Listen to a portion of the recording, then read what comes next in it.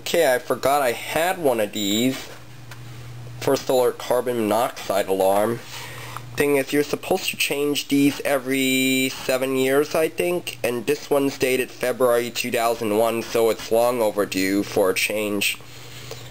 Still has a good battery in it. But anyway, I'll try to see if it works. See if we could start up Mr. Tecumseh this time. Okay, there's gas in here. I'm gonna fire up the lawnmower and it holds that near the exhaust. Let's see, where should I put this? I'll stick it right here.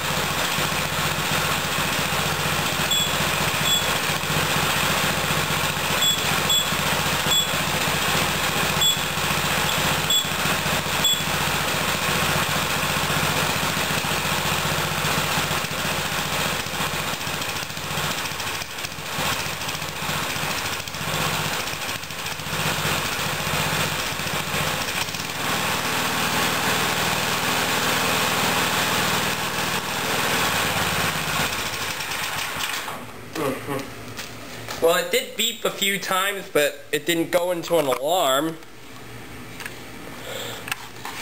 So I guess I might be replacing this later.